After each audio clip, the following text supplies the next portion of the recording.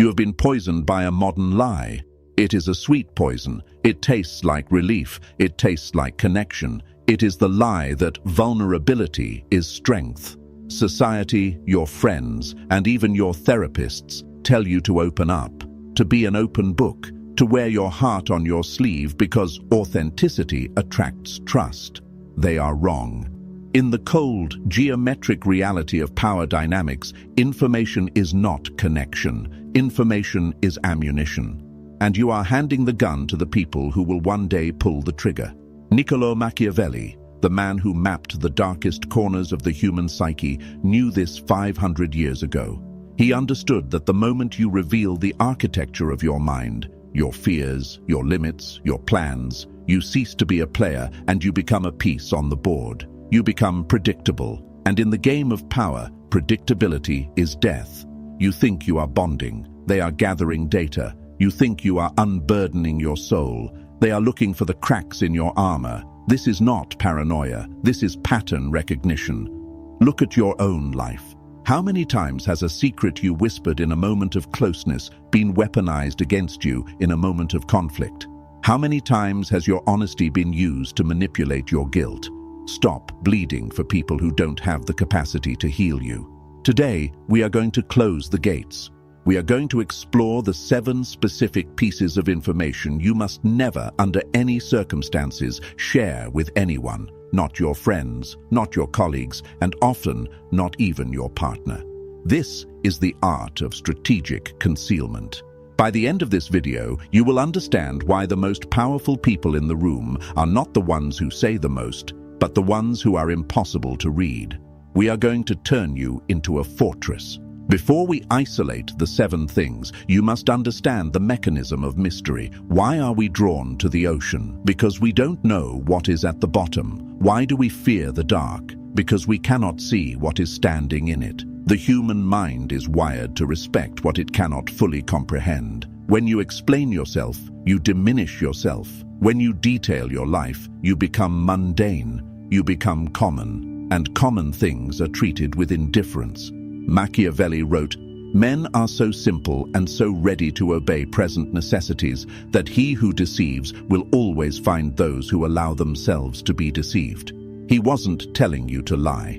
He was telling you to curate, to create a black box around your core self. Input goes in, output comes out. But the processing mechanism, the internal wiring, that remains hidden. When people cannot see how you process the world, they cannot manipulate your process. They cannot press buttons they cannot find. You must stop viewing conversation as a confessional. View it as a game of chess where every sentence is a move. If you move your queen too early, you lose her. Let's begin with the first, and perhaps the most critical, lock you must put on your mind. Item 1. Your ethical red lines, the ceiling of your cruelty. This is the mistake almost everyone makes. You meet someone new. You want them to know you are a good person, so you tell them what you would never do. I could never fire someone. I'm too soft. I could never lie to a client. I value honesty too much. I could never cut off my family. Blood is everything. You think you are signaling virtue. You are actually drawing a map of your limitations. When you tell a manipulator exactly where your moral line is, you tell them exactly how far they can push you before you break. You show them the wall they can back you against. If I know you can never handle confrontation, I will use aggression to dominate you every time, because I know you will fold to avoid the conflict. If I know you can never lie, I will use your honesty to extract secrets, knowing you won't cover your tracks. If I know you can't say no to a favor, I will drain you dry. Machiavelli argued that a prince must be capable of both great virtue and great cruelty, depending on the necessity of the moment. He didn't say you should be cruel. He said you should be capable. When you announce your red lines, you are telling the world, here is where I am weak. Here is where my hands are tied. Keep your ethics to yourself. Be a good person, yes. Act with honor, yes. But never tell them the extent of that honor. Let them wonder if you are capable of biting back. A dog that barks is understood. A dog that stands still, watching with no sound, that dog is feared. Because you don't know if he will lick your hand or tear out your throat. Maintain the ambiguity of your capability. Let them believe that if pushed, you are capable of anything. That potential for danger is the only thing that guarantees your safety. Item 2. The sweat behind the magic. Your effort. We live in a culture that loves to show the work. We post the late nights.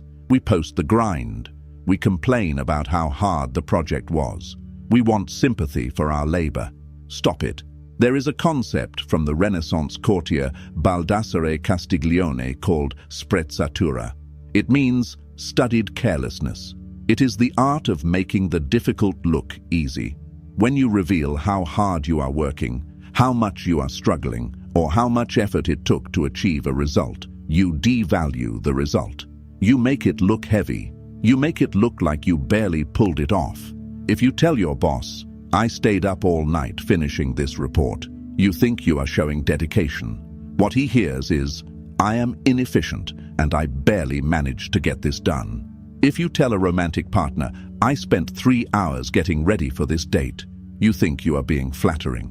What they hear is, "I am desperate for your approval." Machiavelli and the great seducers of history knew that power must look natural. It must look like a gift from the gods, not a product of sweat. Never share the struggle. Never share the doubts you had at 3 a.m. Never share the near misses where everything almost fell apart. Present the finished product. Present the victory. And when they ask how you did it, smile and say, "It just came together." This creates an aura of competence that borders on the supernatural. People follow those who make winning look inevitable.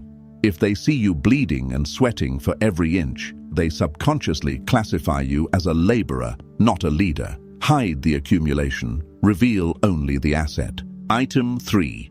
Your Plan B. The exit strategy. This is a subtle trap. When we are anxious, we like to talk about our backup plans. If this business fails, I can always go back to teaching. If she breaks up with me, I have a place to stay at my mum's. You say this to comfort yourself. But when you share your Plan B with the world, you kill their belief in your Plan A. Sun Tzu, in The Art of War, spoke of the death ground. He said that if you want soldiers to fight with the fury of demons, you put them in a position where there is no escape. You burn the boats. You show them that retreat is impossible. When you tell people you have a safety net, they stop betting on you. Investors don't invest in a founder who talks about what job he will get if the startup crashes. Partners don't commit to someone who constantly talks about what they would do if they were single. Furthermore, if your enemies know your exit strategy, they can cut it off. If I know your Plan B is to move to a specific competitor, I can poison your reputation with them before I fire you. If I know your Plan B is to rely on a specific savings account, I can target your finances. Your escape route is your last line of defense. It must be invisible. To the world, you must appear fully committed. You must look like someone who has no choice but to win. This conviction is contagious. It makes people rally around you because they believe you are a force that cannot be stopped, only joined. Keep your parachute hidden under your jacket. If you have to pull the ripcord, do it. But don't walk around showing everyone the handle. Item 4. The exact extent of your intelligence. Information asymmetry. There is a massive difference between being smart and showing you are smart. The insecure man wants everyone to know he knows the answer. He corrects people. He interrupts. He offers facts. He displays his intelligence like a peacock displays feathers. This is foolish. When you show everyone exactly what you know, you give away your advantage. You show the limits of your data. The Machiavellian strategy is to play the fool, to appear slightly less intelligent, slightly less informed, slightly less observant than you actually are. Why? Because when people think you don't know something, they get careless. They speak freely around you. They lie to you, thinking you won't catch it. They reveal their schemes, thinking you are too slow to understand them. And while they are acting out their play, you are sitting in the audience taking notes. Never let them know you know. If you discover a betrayal, do not rush to confront them with the evidence. That is emotional. That is weak. Instead, keep the information. Act as if everything is normal. Let them continue to lie. Now you have the power. You can steer them. You can feed them false information. You can wait for the perfect moment to drop the guillotine. Information is a non-renewable resource. Once you say, "I know what you did," the value of that information hits zero. The element of surprise is gone. Hoard your knowledge. Let them explain things to you that you already understand. Ask questions you already know the answers to. Watch how they answer. Are they honest? Are they simplifying it? Are they manipulating? By concealing the extent of your intelligence, you become a human lie detector. You are operating with a full deck of cards, while they think you are only holding a pair of twos. Item 5. Your financial vulnerability or your abundance. Money is not just currency. It is a signaling mechanism for dominance. And in the world of negotiation, knowing someone's true financial position is the ultimate leverage. You must never share the exact state of your finances, whether you are drowning or whether you are swimming in gold. Both are dangerous. If you reveal you are struggling, you attract predators. People will lowball you. They will offer you terrible deals because they know you are desperate. They will lose respect for you. In our primal brain, financial struggle signals an inability to extract resources from the environment. It smells like failure. You become a charity case, and a charity case is never given a seat at the throne. If you reveal you are wealthy, you attract parasites. Suddenly, the smiling saboteurs appear. Friends who need loans, family members who have great investment opportunities, people who want you to pay for dinner. Worse, you breed envy. And as we have discussed in previous videos, envy is the most destructive emotion in the human arsenal. People will try to tear you down simply because your abundance makes them feel small. Machiavelli advises a strategic fog around your resources. Appear comfortable, not desperate, not flashy, just capable. If you are broke, dress well and speak with abundance. If you are rich, dress modestly and speak of budgets. Keep them guessing. If a client doesn't know if you need the deal, you have the upper hand. If they think you can walk away at any moment, they will chase you. Financial ambiguity allows you to negotiate from a position of psychological strength, regardless of the numbers in your bank account. Pause. Breathe. I can feel the resistance rising in some of you. The voice of your conditioning is whispering, "But this sounds so lonely. This sounds so paranoid. Can't I just trust people?" Listen to me. Trust is a luxury, and luxuries are expensive. You can only afford to trust when you have the power to handle the betrayal. We are not talking about becoming a hermit. We are not talking about never having a conversation. We are talking about compartmentalization. You can share your opinions. You can share your jokes. You can share your experiences. But you must never share the keys to your destruction. The items we have discussed so far, your ethical limits, your effort, your exit strategy, your intelligence, your finances, these are the structural beams of your life. If someone takes a sledgehammer to these, the house collapses. But the next two, the final two, these are the most personal. These are the ones that live in the deepest part of your heart. And because they are so deep, they are the most dangerous to expose. These are the things you whisper in the dark, and these are the things that will be used to haunt you in the light. Prepare yourself. We are going into the core. Item 6. Your deepest resentments. The list of enemies. There is a temptation when we are close to someone to bond over mutual hatred, to gossip, to talk about the people who hurt us, to list our enemies. I hate my ex because my old boss was a tyrant, because I can't stand that guy over there. You think you are venting. You think you are building an alliance. Here is what you are actually doing. You are showing your wounds. You are telling people exactly how to hurt you. If you say, "I hate my ex because she made me feel small," you are telling the listener, "I am insecure about my size, status." You are revealing your trigger buttons. You are showing you are stuck. A man who talks about his enemies is a man who is looking backward. Power looks forward. When you dwell on old resentments, you look weak. You look like you haven't conquered the past. You are warning them. If you talk trash about people you used to be close to, the person listening to you knows that one day you will talk trash about them.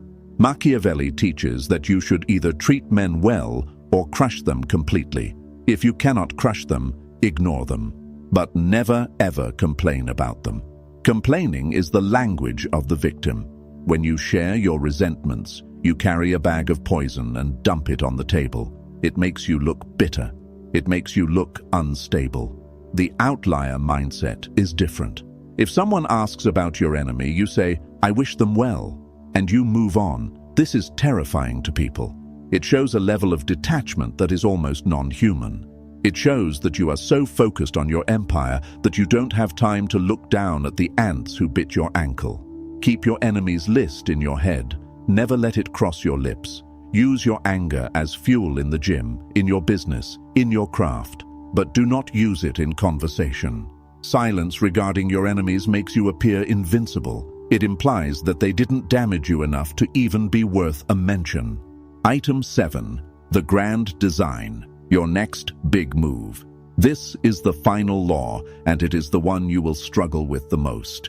We all have a grand design, the big dream, the startup idea, the book you want to write, the country you want to move to, the person you want to become. The dopamine hit of telling someone your goal is addictive. You tell them, "I'm going to launch a business next month." They say, "Wow, that's amazing." You feel good. You feel like you've already done it. And that is why you will fail. Psychologically, when you announce your plans, your brain releases the reward chemicals associated with achieving the plan. You get the satisfaction without the work. Your motivation tanks. But strategically, it is even worse. When you announce your next move, you allow the world to block it.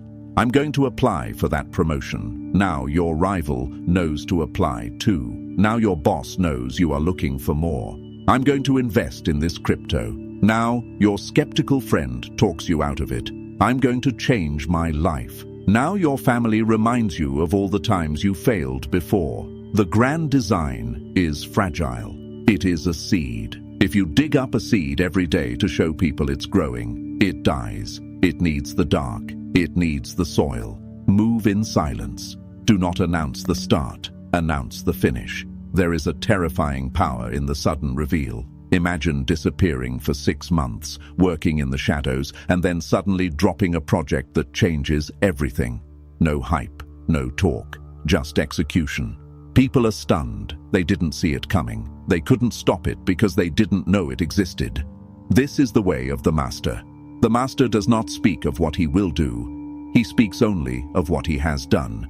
We have covered the 7 pillars of silence, the ethical red lines, the effort, the exit strategy, the intelligence, the finances, the resentments, the grand design. If you seal these 7 leaks, you stop bleeding power. You become a vessel that holds energy rather than spilling it. But knowing what to hide is only half the battle. The real question, the dangerous question, is how do you navigate a world that demands you share? How do you lie without lying? How do you deflect the prying eyes of the people who claim to love you but secretly want to control you? And more importantly, what happens when you realize that the person you need to hide these things from is sleeping in the same bed as you? We will now discuss the art of the decoy. How to feed people fake information to satisfy their hunger while you keep the real meat for yourself. And we will discuss the one exception to these rules, the one type of person you can tell. Stay with me. The descent continues. We have established the fortress. We have identified the 7 pillars of information you must protect at all costs: your ethics, your effort, your exit, your intelligence, your money, your resentments, and your next move. But now we face the practical problem, the human problem. You do not live in a vacuum. You live in a world of prying eyes. Your partner asks, "What are you thinking?" Your boss asks, "What are you working on?" Your friends ask, "How are you doing?" If you answer with silence every time, you become suspicious. You become shady. If you answer with, "I can't tell you," you create conflict. If you answer with the truth, you destroy your leverage. So, how do you navigate this? You use the art of the decoy. In military aviation, when a fighter jet is targeted by a heat-seeking missile, it does not stop flying. It releases flares, decoy heat sources that distract the missile so the jet can continue its mission. You must learn to release conversational flares. This is the Machiavellian concept of simulacra, creating a simulation of truth that satisfies the observer without revealing the reality. Decoy 1, the calculated minor confession. People crave vulnerability. They want to see your mess because it makes them feel better about their own. If you appear too perfect, they will dig until they find dirt. So give them dirt, but give them the dirt you choose. If you are hiding a massive career move, the grand design, and someone asks, "You seem distracted, what's going on?" do not say nothing. Instead, confess to a minor, irrelevant problem. "Honestly, I've been sleeping terribly. My back is killing me, and it's making me foggy." This is a flare. It is true, probably. It is relatable. It is vulnerable. The other person hears this and thinks, "Ah, he is human. He is in pain. I understand." They offer sympathy. They offer advice on pillows or stretching. The tension dissolves. You have satisfied their curiosity without revealing the structural shift happening in your mind. You gave them a pebble so they wouldn't look at the mountain. Decoy 2. The boring truth.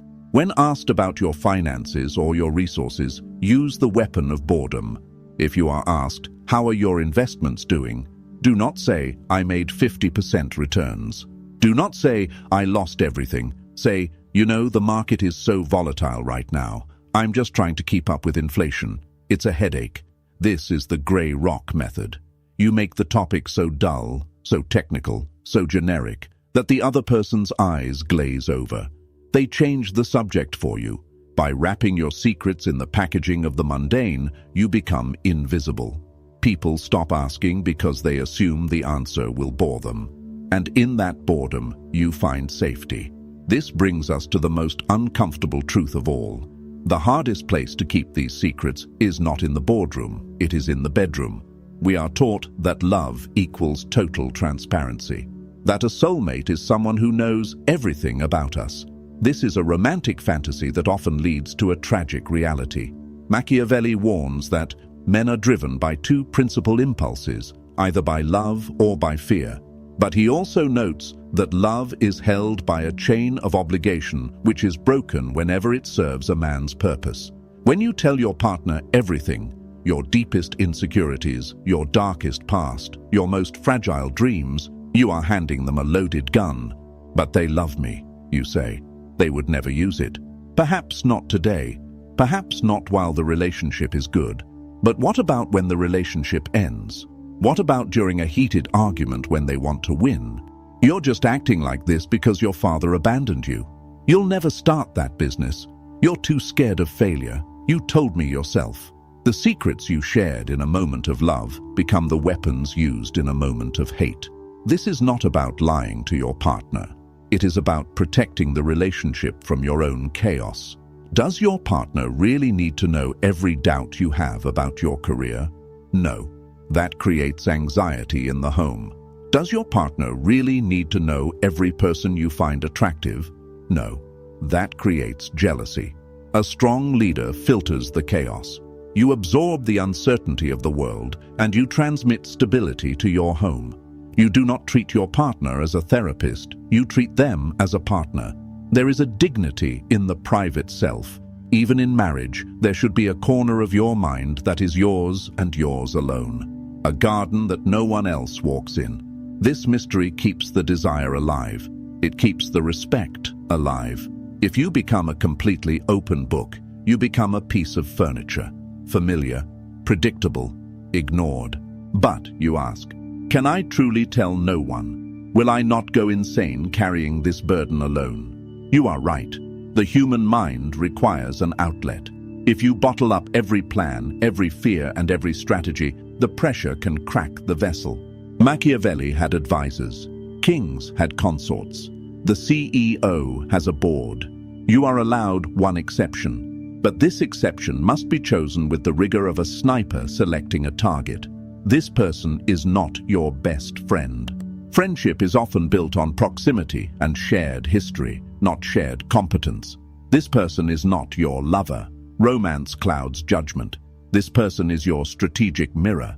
This is a mentor, a paid consultant, a therapist, or a peer who is on the exact same path but in a different arena, meaning you are not competing for the same resources. The criteria for the exception are strict: mutually assured destruction or indifference. They must have no incentive to hurt you. Either they are paid to keep secrets, lawyer, therapist, or they are so far removed from your social circle that destroying you gains them nothing. High competence. They must be smarter than you, or at least as smart. Venting to a fool is suicide.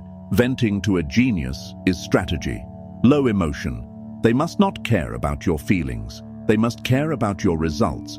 If you do not have this person, do not force it. Do not cast the role just to fill it. It is better to talk to a journal, or to talk to God, or to talk to the void, than to talk to the wrong person. Writing is the ultimate confidant. A journal does not gossip. A journal does not judge. A journal does not envy. Write your plans down. Burn the paper if you must, but get it out of your system without putting it into the system of another human being. What happens when you actually do this? What happens when you stop seeking validation? What happens when you stop explaining yourself? What happens when you seal the 7 leaks? A psychological phenomenon occurs. It is called the accumulation of presence. Think of a steam engine. If you open all the valves, the steam escapes. It makes a loud hissing noise. It looks dramatic, but the engine does not move. If you close the valves, the steam is trapped. The pressure builds. It gets hot. It gets dangerous. And then the wheels turn. Silence creates pressure. When you don't tell people your plans, the energy of that plan stays inside you. It vibrates. It drives you to work. You become possessed by the goal because you haven't released the tension by talking about it. People will start to look at you differently. They won't be able to put their finger on it. He's changed. She's so quiet lately. He seems intense. They will feel the weight of your unsaid words. In a room full of people fighting to be heard, the one who remains silent is the one who controls the gravity. You become a black hole. You pull attention without asking for it. This is the aura of the outlier. The outlier does not need the crowd to agree with his reality. He creates his reality, and then he lets the crowd live in it. Ultimately, why do we share these 7 things? Why do we tell people our ethics, our money, our plans? Because we are begging. We are begging for permission. We are begging for approval. We are begging to be seen. Look at me, I'm a good person. Sharing ethics. Look at me, I'm working hard. Sharing effort. Look at me, I'm going to be successful. Sharing grand design. It is the plea of the child asking the parent, am I doing a good job? Machiavelli teaches us to kill the child, to become the prince, to become the sovereign. The sovereign does not ask if his laws are just, he enforces them. The sovereign does not ask if his plans are approved, he executes them. The sovereign does not ask if he is worthy, he exists.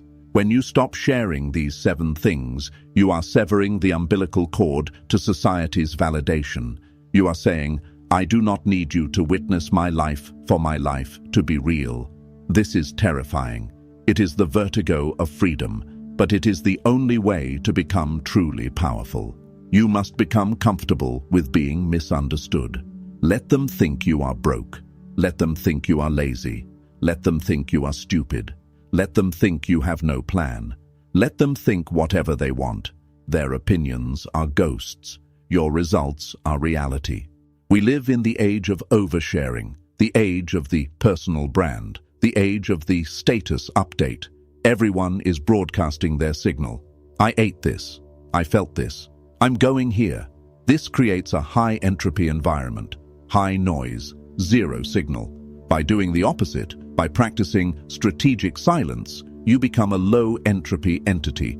You become ordered. You become focused. Information is energy. When you scroll, you are consuming garbage energy. When you post, you are leaking vital energy. Stop the leak. Keep your life for yourself. There is a sacredness to the private. When you keep a secret, you honor yourself. You are saying, "This is mine. The world cannot have this." In a world where everything is for sale, be the thing that cannot be bought. Be the thing that cannot be known. As you implement this, be prepared for resistance. People will get angry. "You never talk to me anymore. You're being secretive. You've changed." They will try to pry you open. They will use guilt. They will use anger. They will use seduction. Hold the line. Remember the first rule of power: control the options. When they demand information, give them the decoy, give them the smile, give them the silence, but never give them the keys. You are building a cathedral, and you do not let the public into the construction site. You only let them in when the roof is on, the candles are lit, and the doors are ready to open. Until then, keep the fences up, keep the dogs hungry, and keep your mouth shut. We started this journey by acknowledging that vulnerability is a lie sold to you by people who want to disarm you. We end it by understanding that silence is the ultimate truth. It is the truth of nature. The predator moves in silence. The root grows in silence. The earth spins in silence. Only the victim screams. You have a choice. You can continue to be an open book, readable, tearable, and disposable. Or you can become a tome written in a cipher that only you possess the key to. The path of the outlier is the path of the shadow. It is lonely, it is cold, but it is yours. Nobody can ruin a plan they don't know. Nobody can attack a weakness they can't see. Nobody can steal a treasure they can't find.